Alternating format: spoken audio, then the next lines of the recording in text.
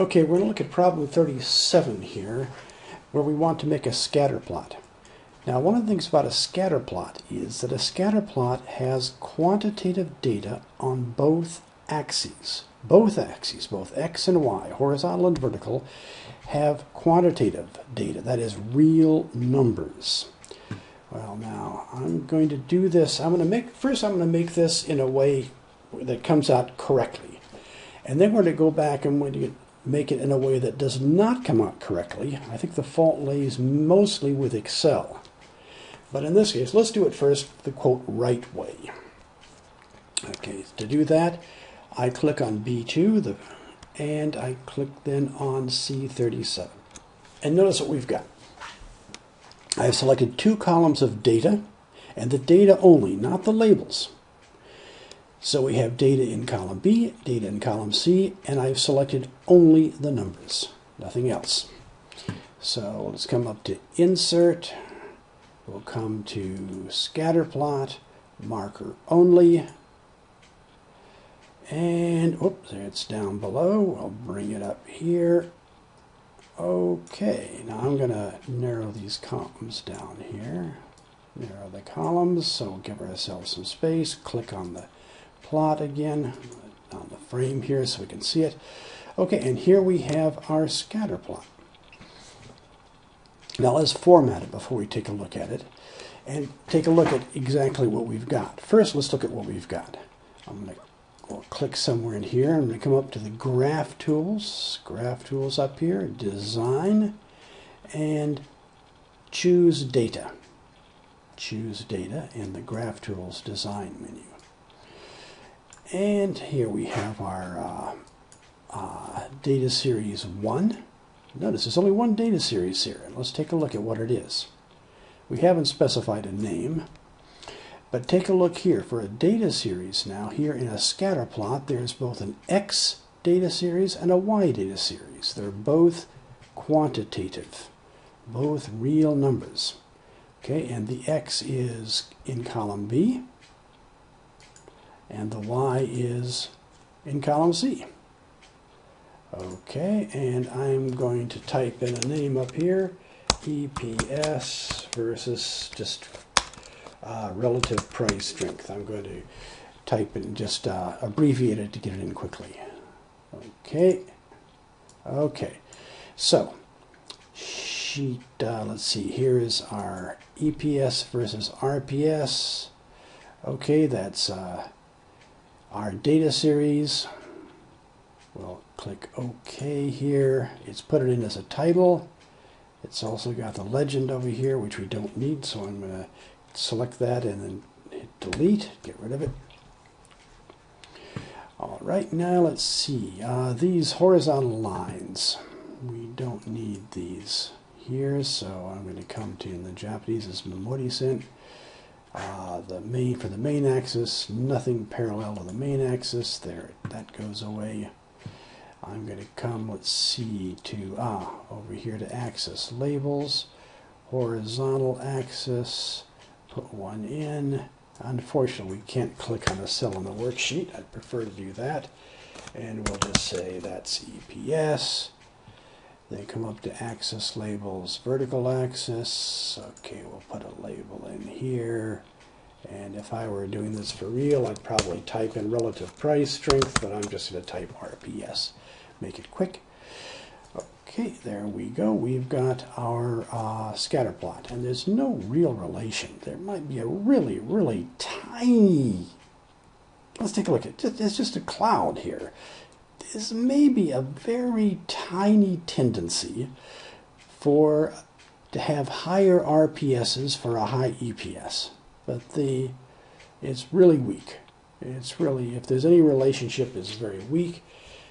And so there's little or no relationship between EPS and RPS. So that would be the answer interpreting this particular graph. Okay, now we're almost at 5 minutes. So now let's notice here, we've got quantitative data. This is in column B. Numbers on the x-axis and numbers on the y-axis. Now I'm going to put this graph over to the side.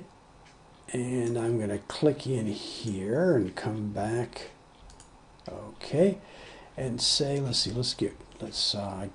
minimize this so we're back in the same position we were to start with. I'll click on, say, B2. Now, suppose instead of selecting all of the data, let's see, let's come back here. Remember, before we selected the data, then made our scatter plot. Suppose instead of that, I just click into the data area and I choose scatter plot. Let's see what happens. Okay, come here, scatter plot with no marker. That's the one we want. Let's try it. Let's see what happens. Boom. Wait a second, we've got a whole bunch of markers here, but take a look. We now have 2 data series, 2 of them.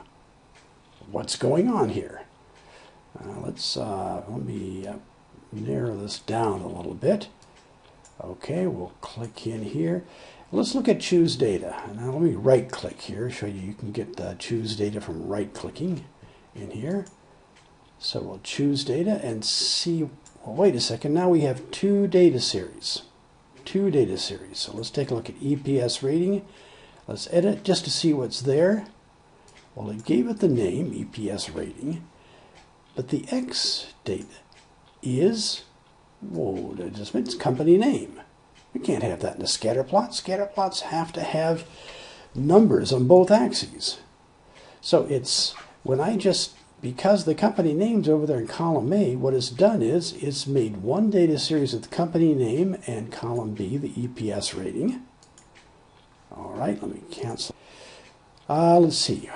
Well, let's look at relative price strength here. Come on now. Okay, we'll edit this. Same thing here. Look, we've got, for the x-axis, we have this qualitative data names. That's absolutely silly. We can't have that on a scatter plot. The y-axis is the relative price strength. So we've got here, let's cancel this. What we've got here is exactly the same as if we had made a line graph, Odison graph, okay, where we have labels on the x-axis and values on the y-axis. Go away. Okay, so this is just nonsense. What we've got is, if we look at this, we're looking at the relationship between the alphabetical order of the company names and the EPS rating, and the alphabetical order of the company names and the relative price strength. Of course there's no relationship between that.